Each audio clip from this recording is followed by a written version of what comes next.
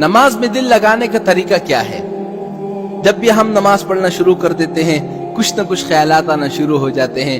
کوئی مری میں گم رہا ہے، کوئی ناران کاغان جا رہا ہے، کسی کے ذہن میں خیالات آنا شروع ہو جاتے ہیں، کسی کو کوئی بات آنا شروع ہو جاتی ہے. لوگ پریشان ہو جاتے ہیں کہ بھئی ہم نماز کے اندر دل کیسے لگائیں. بھئی کوئی مشکل مسئلہ نہیں ہے، کوئی آسان سا حل ہے. حل یہ ہے کہ میں آپ کو 5 طریقے بتاؤں گا. ان 5 طریقوں میں سے کسی ایک طریقے پر بھی اگر آپ عمل کر لو تو آپ کا نماز کے اندر دل لگنا شروع ہو جائے گا. وہ 5 طریقے کون سے ہیں؟ بڑے آسان ہیں. ان 5 طریقوں میں سے کوئی ایک طریقہ اختیار کر لو. پہلا طریقہ یہ ہے کہ جب آپ نیت کر لیں نا نماز کی، نماز پڑھنا شروع کر دیں، تو آپ اپنے ذہن میں یہ تصور لائیں کہ مجھے اللہ دیکھ رہا ہے کہ میں کس طرح نماز پڑھ رہا ہوں، کس طرح تلاوت کر رہا ہوں، کس طرح قیام کر رہا ہوں، کس طرح رکوع کر رہا ہوں، کس طرح سجدہ کر رہا ہوں. یعنی ہر رکن میں یہ خیال دل میں جمائے رکھیں کہ اللہ مجھے دیکھ رہا ہے. جب اس بات پر آپ نا 1-2 ہفتے پر عمل کرو گے، مشق کرو گے نا بار بار، تو انشاءاللہ نماز کے اندر آپ کا دل لگنا شروع ہو جائے گا، پھر خیالات نہیں آئیں گے. پہلا طریقہ ہو گیا. اچھا، دوسرا طریقہ کیا ہے کہ نماز کے اندر جو تلاوت اور اذکار اور تسبیح ہوتی ہے نا، سب عربی میں ہے.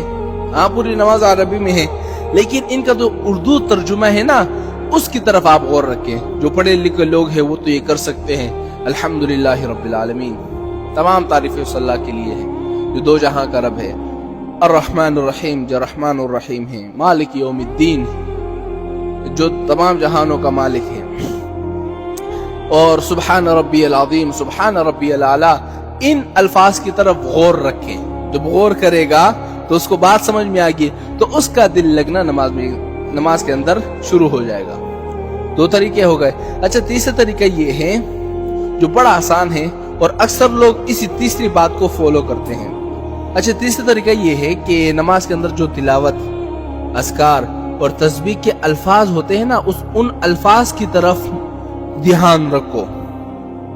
سبحان ربی العظیم، اس لفظ کی طرف دھیان رکھو. سبحان ربی الاعلی، التحیات للہ والصلوات والطیبات. یعنی نماز کے ہر لفظ کی طرف غور رکھو. ترجمہ تو سب لوگوں کو نہیں آتا نا، تو اکثر لوگ یہی تیسری بات کو فالو کرتے ہیں کہ نماز کے اندر لفظوں کے اندر غور کرتے ہیں. ہاں، کہ میں کیا پڑھ رہا ہوں، سبحان ربی الاعلی، ہاں سبحان ربی العظیم پڑھ رہا ہوں. اچھا، تو چوتھا طریقہ کیا ہے کہ ذہن میں یہ تصور باندھے کہ میں بیت اللہ کو دیکھ رہا ہوں، بیت اللہ میرے سامنے ہے، کعبہ شریف میرے سامنے ہے. یہ ہو گیا چوتھا طریقہ.